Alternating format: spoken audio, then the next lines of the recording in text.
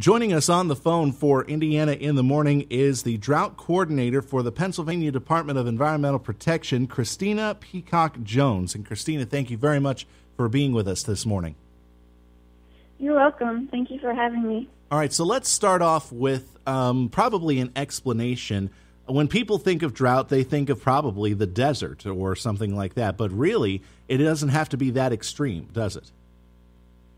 No, it doesn't. Talk about what a drought is then. A drought is when certain indicators we look at are below normal.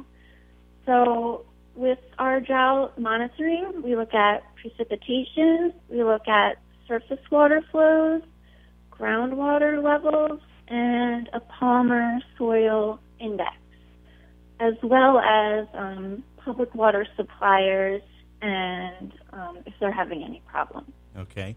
So with Indiana County, where are we on this drought watch, drought warning scale? Indiana County is under a drought watch declaration, which means that we recommend that everyone voluntarily reduce their water use by about 5 to 10%, which would equate to about 3 to 6 gallons per day. People think of 3 to 6 gallons of water, and they're probably thinking, how can I do that? What are some common things that people can do to kind of cut down on the water usage? Well, there's several things they can do. Aside from just sort of being conscientious of, running your water longer when you're brushing your teeth and things like that, maybe waiting for your dishwasher to be completely full instead of half full when you run it. Also, watering your garden, you'd like to do that in the morning or the evening when the sun isn't causing more evapotranspiration. Mm-hmm.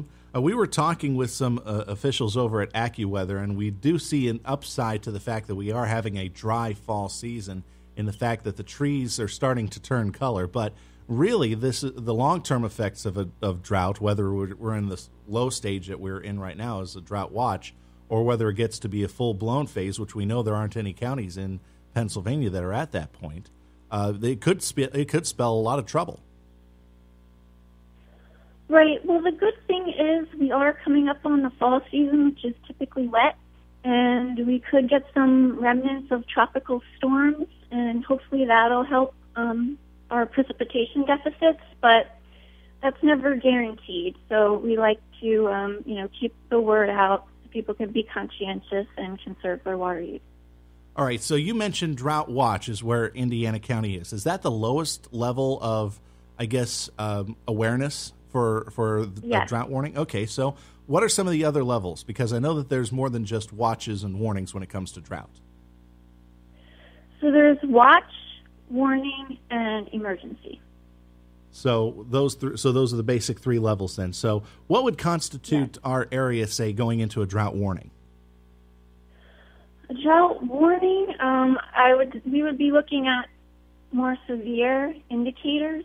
Right now, when I look at our indicators, it's primarily the surface water indicator that looks the lowest. So if the precipitation indicator looked lower, the groundwater looked lower, if there were any public water systems having problems in that area, like putting their customers on voluntary or mandatory water use restrictions, all those things, we measure the severity and see if it warrants a drought warning. Mm-hmm. Okay. And then a drought emergency is even worse at that point, because at that point there's probably stricter regulations on on how much water can be used. Yes, that is a whole new level. When you hit drought emergency, you'll have several public water suppliers running into problems, looking for ways to make sure they have enough water for their customers. And a drought emergency actually is declared by the governor. Okay, so it wouldn't be the DEP, it would be the governor, probably on the advice of the DEP? Correct. All right. And the Drought Task Force. Okay, and the Drought Task Force. Okay, we're talking with Drought Coordinator Kristina Peacock Jones here on Indiana in the Morning about the conditions that are currently facing Indiana County as far as our drought watch is concerned. Now, we've been under a drought watch, I think, Kristina, for the past couple of weeks, but I know that there are some areas pretty nearby, some counties that are nearby, that are facing some worse conditions.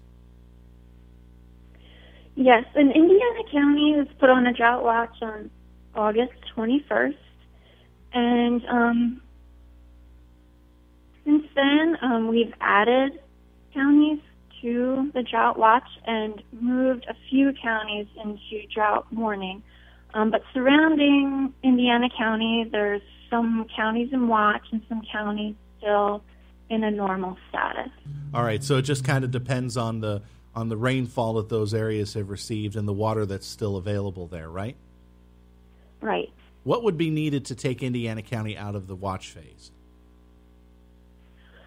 I think we need a lot of precipitation.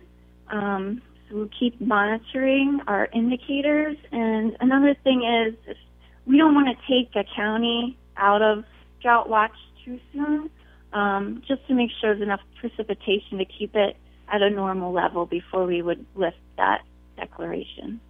So you're saying even though we could get a steady rainfall that could take Indiana County out of that status pretty quickly, you want to keep it there just to make sure that the rain stays? For a little while, not too long. Okay. But yeah, just enough to make sure we're not going to bounce back. All right. So, Deborah, talk about some of the other things that you mentioned. Rainfall is one of the things that is tracked, and you mentioned I think it sounded like a groundwater tracking system as well. Yes, we have a network with a cooperative agreement with USGS of groundwater wells, and we monitor the levels within those wells. And the ones we use have at least 20 years of data, so we can carefully evaluate what's normal historically. Okay, so a lot of that stuff then does come based off of the 20 years of research then for those groundwater systems. And I know you mentioned a third area that you keep track of when you're trying to determine if a county should be in the drought phase or not.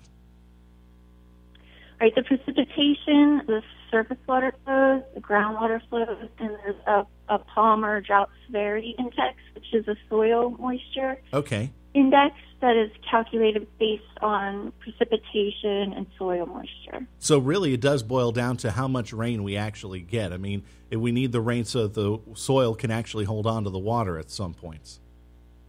Correct. All right. What are some of the other things that you as a drought coordinator do besides monitoring everything that goes on? Well, I coordinate with the Drought Task Force. PEMA hosts those meetings, and we have a representation from various state and federal agencies that meet for the Drought Task Force, and we come to a concurrence on the drought declaration. Okay, so you do get to meet with other organizations then, as you said, to make the decisions on this. Excellent. All right, anything else that people should probably keep in their minds, or anything else you wanted to say before we say goodbye today? Just to, try and conserve your water use. Thank you. Well, thank you very much, Kristina, for joining us here on Indiana in the Morning, and we wish you and everybody over at the DEP all the best. Thanks again. You too. Thank you. You too.